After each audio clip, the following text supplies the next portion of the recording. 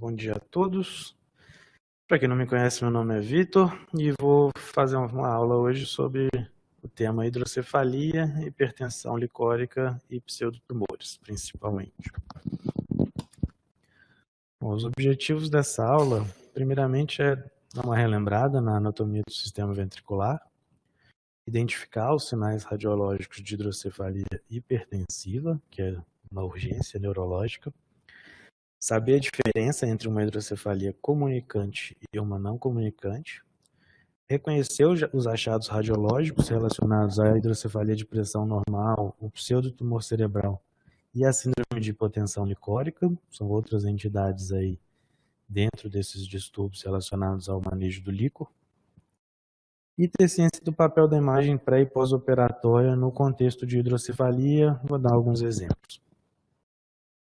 Bom, primeiro de tudo, só para introduzir rapidamente, falar um pouco do líquido cefalorraquidiano, o líquor. Né? O líquor, ele basicamente tem uma função de proteção mecânica do sistema nervoso central e nós estamos a todo momento nos movimentando, temos alguns traumas de vez em quando, e o líquor, em parte, ele ajuda a amortecer o sistema nervoso, que fica ali banhado por ele, e com isso evitar danos, principalmente cronicamente, né? Não só em traumas agudos, como em traumas crônicos, o próprio movimentar nosso, esses pequenos movimentos, o líquor ajuda a absorver o impacto mecânico que o sistema nervoso sofreria. O líquor, ele é produzido pelos plexos coroides, principalmente, um pouco pelas células ependimares, mas principalmente pelos plexos coroides, lá no interior dos ventrículos. Ele circula e depois é absorvido principalmente pelas granulações aracnoides, mas também um pouco por via transcapilar e transvenular. Tudo isso aí vai ter importância dentro dos distúrbios relacionados ao líquor. Rapidamente, para falar de anatomia, bom, o líquor, como eu disse, é produzido lá nos plexos coroides, que ficam no interior do sistema ventricular. O sistema ventricular, basicamente, é um sistema de ventrículos que está contido lá no interior do encéfalo e que vai conter, onde é produzido e que contém líquor. Tá? Nós temos dois ventrículos laterais, direito e esquerdo, destacando-se os cornos anteriores, os cornos posteriores, os átrios e os cornos temporais. Esses ventrículos laterais, eles vão se comunicar com um terceiro ventrículo único pelo forame de Monro. O terceiro ventrículo, por sua vez, vai se comunicar com o quarto ventrículo, que também é um só, pelo aqueduto cerebral ou aqueduto de Sylvius. Aqui mais uma imagem com as legendas, só para facilitar o estudo. Esse líquor que foi produzido dentro do sistema ventricular, lá nos plexos coroides principalmente, ele vai circular pelo sistema ventricular, como eu falei, esses forames, e aí cair no espaço subaracnoide.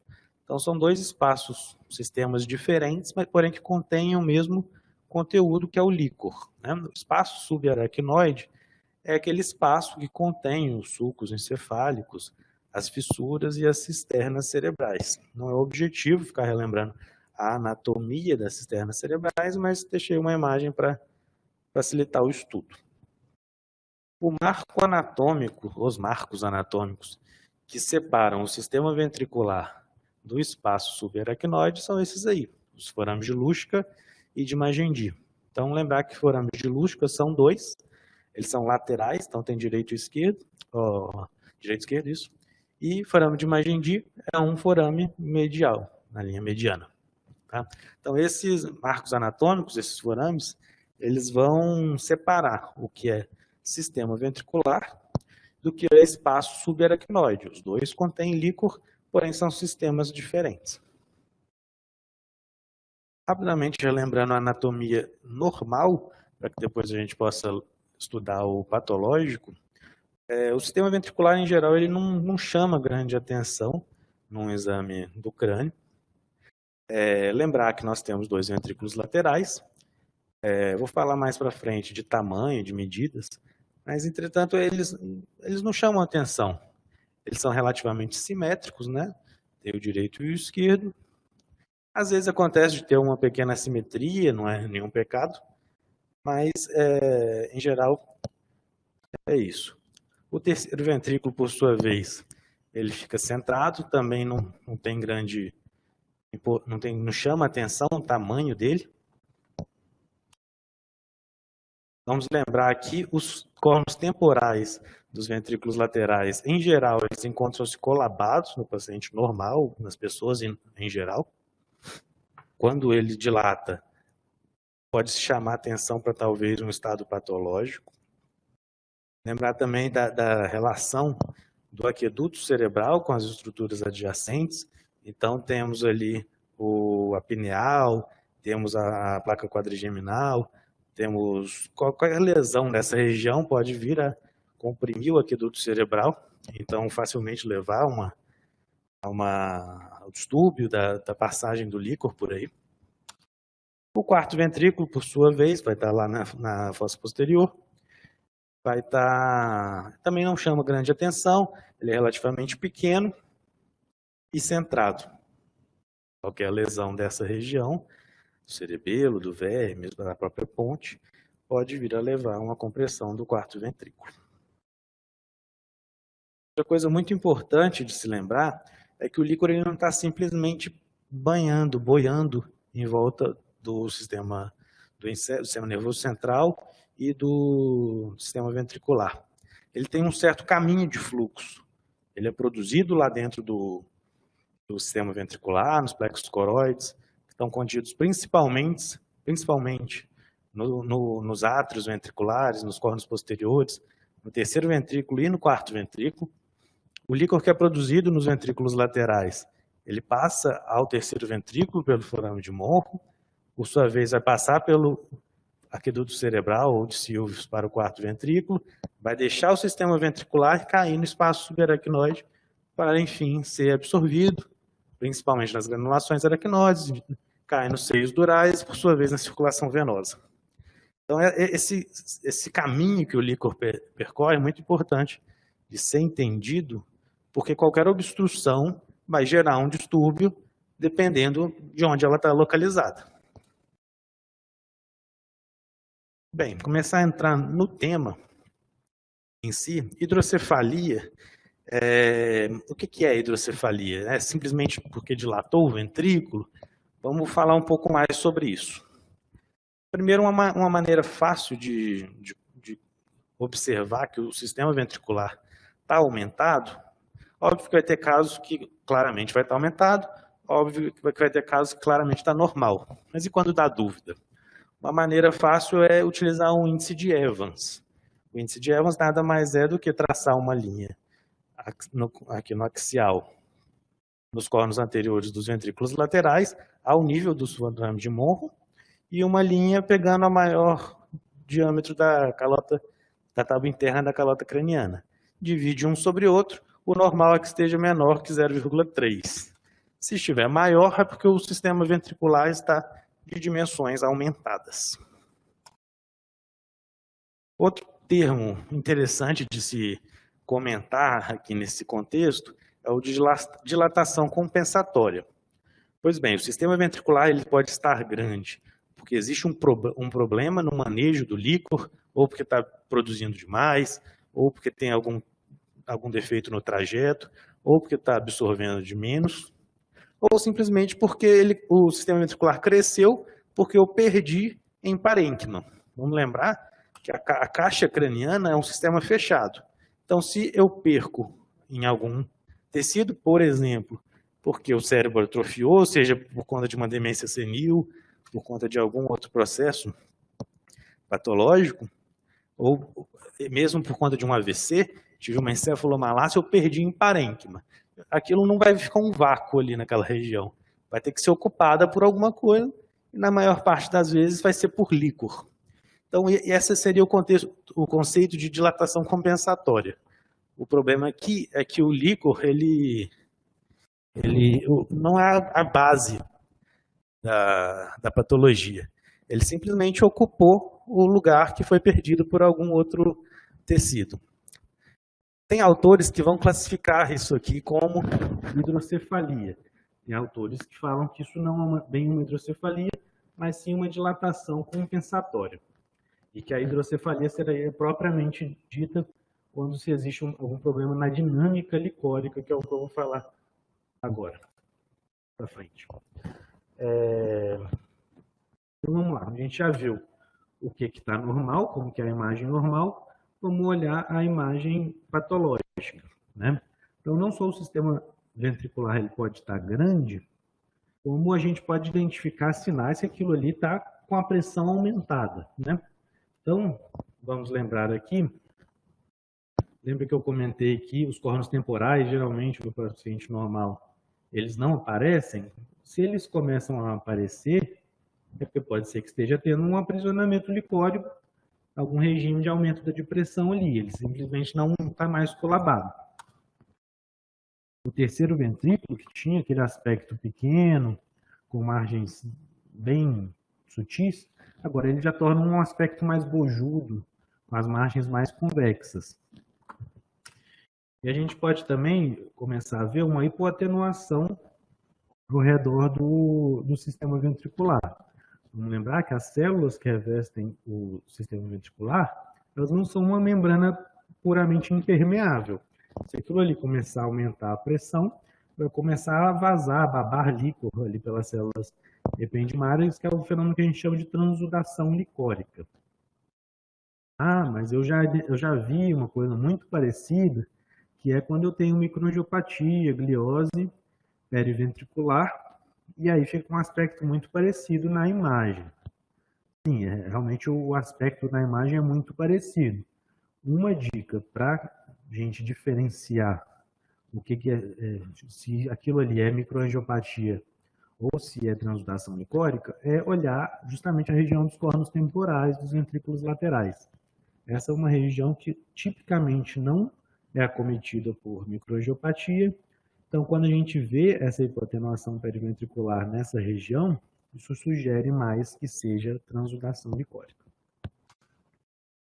Outros achados de imagem, principalmente se for numa hidrocefalia um pouco mais crônica, o afilamento do corpo caloso, que é uma estrutura que está ali logo acima dos ventrículos laterais. Então, se o ventrículo ele vai crescer, ele vai comprimir o corpo caloso. E o próprio apagamento dos sulcos. Se o sistema ventricular está crescendo, eu vou ter que perder em alguma coisa. E uma coisa que pode perder são os sulcos cerebrais, que vão se tornar apagados. Então, aqui o afilamento do corpo caloso e o apagamento dos sulcos. Rapidamente, uma questão um pouco teórica, mas só para lembrar rapidamente, assim que a gente vê uma dilatação ventricular, a gente pode classificar ela em não comunicante e incomunicante. As causas não comunicantes, ou seja, vai ser quando o líquor que é produzido lá no sistema ventricular, nem todo ele vai se comunicar com o espaço subaracnoide. Ou seja, vai haver uma obstrução e sempre vai ser mecânica, pode ser por um tumor, pode ser por uma aderência, uma estenose congênita ou não, pode ser por um coágulo, por um cisto, qualquer coisa que obstrua mecanicamente o sistema ventricular, ele vai gerar uma hidrocefalia obstrutiva que vai ser não comunicante, ou seja, parte do líquor ele não vai se comunicar entre o sistema ventricular e o espaço subaracnoide. Seriam essas causas. Então, lembrar sempre que aqui o problema está no sistema ventricular e existe alguma causa obstrutiva à passagem do líquor. Obstrução mecânica, no caso, independente da causa. Quando a gente tem comunicação entre o sistema ventricular e o espaço subaracnoide, pode ser que a gente tenha um problema não na produção do líquor, mas sim na absorção. Então, eu aqui no caso, eu não estou absorvendo ele direito, eu produzo, ele passa pelo trajeto dele, porém eu não absorvo ele direito. Então, eu vou ter uma hidrocefalia comunicante. problema aqui vai estar lá no nível das granulações aracnoides, principalmente, no espaço subaracnoide. São causas, exemplos, a hemorragia subaracnoide, a meningite e a própria carcinomatose leptomeníngea, que eu vou estar gerando uma obstrução, só que agora não é mais no sistema ventricular, mas sim no espaço subaracnoide, na drenagem, na absorção do líquor. Existem algumas formas também que são classificadas como tipos especiais, em que eu vou ter comunicação, não tenho um problema de comunicação entre o líquor no sistema ventricular e no espaço subaracnoide, porém eu não tenho uma obstrução à absorção do líquor. Então, os principais exemplos são o papiloma de plexo coroide, que aqui o problema é que eu vou estar produzindo muito líquor, então eu tenho um tumor que vai produzir muito líquor, então o problema é que eu estou produzindo mais do que a minha capacidade de absorver.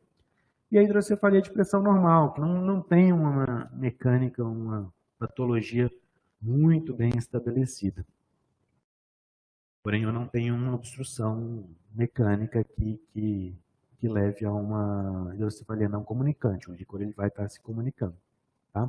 Os autores que classificam a dilatação compensatória como hidrocefalia, eles vão colocar também a hidrocefalia ex vácuo, a dilatação compensatória em si, nesse campo aqui também.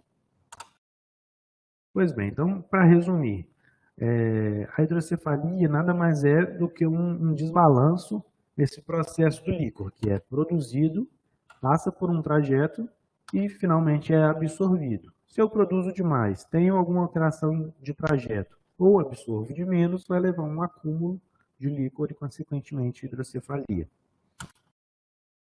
São exemplos de causas relacionadas à produção, principalmente os tumores de plexo coroide, e aí vamos destacar principalmente o papiloma, a meningite, a ventriculite, pelo fator irritatório mesmo, então vai começar a produzir mais líquor. Trajeto, qualquer coisa que leve a uma obstrução mecânica daquele trajeto do líquor, que o líquor passa. Então, tumores, hemorragia, um coágulo, ele pode agir ali como se fosse uma rolha num forame daqueles. Estenoses congênitas ou não. E, por fim, deficiência de absorção. Pode ser uma hemorragia, só que agora no espaço subaracnoide, uma carcinomatose meníngea, uma meningite. Então, a gente pode concluir que a hidrocefalia ela não é uma causa, mas sim uma consequência de diversos possíveis fatores que vão gerar a hidrocefalia. Então, obviamente, a hidrocefalia ela tem que ter no tratamento também um manejo individualizado de qual causa que está causando ela. Alguns exemplos, rapidamente, para ilustrar alguns casos que estão relacionados à hidrocefalia. Então, um paciente com uma grande dilatação do sistema ventricular e um tumor na topografia do plexo coroide que realça bastante ao contraste. Então, isso aqui era um tumor de plexo coroide, no caso era um papiloma. Nesse caso aqui, claramente a gente vê a hidrocefalia e vê também que tem sangue dentro do sistema ventricular. Então, tem sangue aqui no ventrículo lateral, nos ventrículos laterais, no terceiro ventrículo. Uma parte desse sangue um coágulo, ele pode vir e estenosar um desses forames, e, consequentemente, eu vou ter dilatação no sistema ventricular, aqui com sinais hipertensivos. Então, uma hemorragia intraventricular.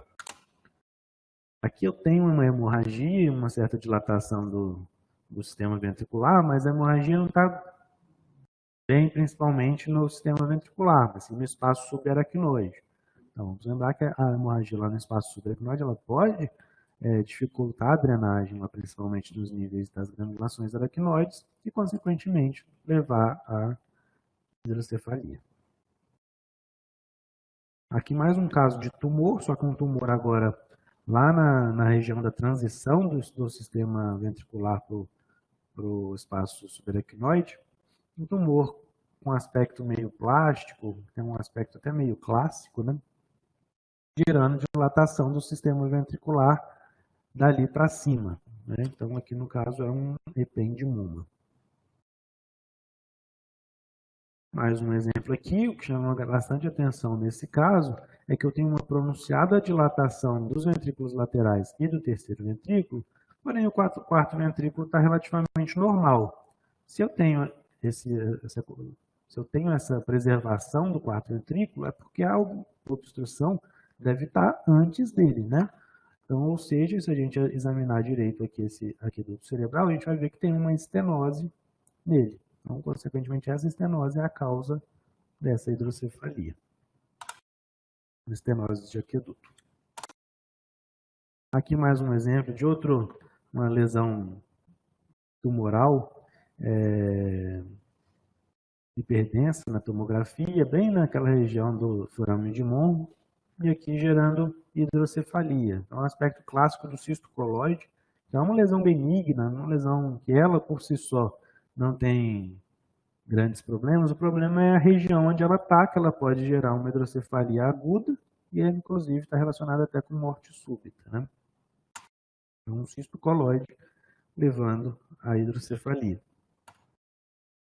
Mais um exemplo, eu tinha um paciente com hidrocefalia, que eu não identificava bem uma causa ali de obstrução dentro do sistema ventricular, mas quando eu injetava o contraste, tinha um volumoso realce, um proeminente realce leptomeningeo, com um paciente que já sabidamente tinha história neoplásica.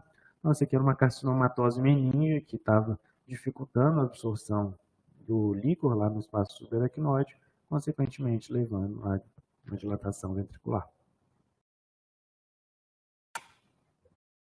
Pois bem, então vamos agora falar de algumas entidades que estão relacionadas com essa dinâmica licórica aí e que merecem talvez um pouco mais de atenção. Uma delas é a hidrocefalia de pressão normal, que algumas entidades chamam de hidrocefalia de pressão intermitente, hidrocefalia crônica do adulto. Tem aquela tríade clássica de ataxia, incontinência urinária e demência, porém essa tríade ela não está sempre presente. Aliás, a minoria dos pacientes vão ter esse quadro clássico. Vamos lembrar que aqui é uma hidrocefalia comunicante, mas que ela melhora grande parte das vezes com a derivação ventricular. E que o diagnóstico não é só radiológico, vai depender da clínica, tem o TEP teste, tem outros fatores além da imagem. Então, vão ter pacientes que têm clínica típica, mas que não têm imagem típica, vão ter pacientes que têm imagem típica, mas não têm clínica típica. Então, é um conjunto de fatores aí para se levar ao diagnóstico. O que a gente pode ajudar é quando a gente vê achados típicos. Tá? Os achados mais típicos, que eu acho que vale se destacar, obviamente, além da dilatação ventricular desproporcional à atrofia do parênquima, lembrar dos córneos anteriores balonados, do apagamento dos sulcos na alta convexidade. Então, se a gente olha um corte nas fissuras silvianas, elas estão bem amplas, é um cérebro de idoso. Porém, se a gente olha lá em cima, os sulcos estão relativamente apagados. Então, essa desproporção, esse apagamento relativo, isso é bem típico de hidrocefalia de pressão normal. E outra coisa que acontece muito é, à medida que dilata os ventrículos laterais, esse ângulo formado pelo corpo caloso vai se fechando, essa redução está muito relacionada à hidrocefalia de pressão normal. Então, dá um destaque aqui essa questão do ângulo calosal. O normal é entre 100 e 120, vamos lembrar que a gente mede ao nível da comissura posterior, e sempre que a gente tem menor que 80, isso é muito relacionado à hidrocefalia de pressão normal. Não tem um ponto de corte, a partir de tanto vai ser hidrocefalia de pressão normal. A questão aqui é que quanto menor o ângulo, mais vai se beneficiar o paciente da derivação ventricular, e geralmente melhoras, aumentos no ângulo estão relacionados também com melhora clínica. Dentro desse tema de distúrbios licóricos, não mais dentro de hidrocefalia, aqui a gente teria até um sistema ventricular normal, tem essa entidade que eu acho que vale a pena passar rapidamente, só para lembrar, pode ser confundida. Paciente, criança pequena, 1 ano, com essas coleções, entre aspas, licóricas aqui na frente, né? Então é muito comum a gente estar de plantão, vem um pediatra, vem um clínico, tem hematomas subdurais crônicos, tem higromas subdurais, Isso aqui nada mais é do que o alargamento do espaço subaracnoide benigno da infância.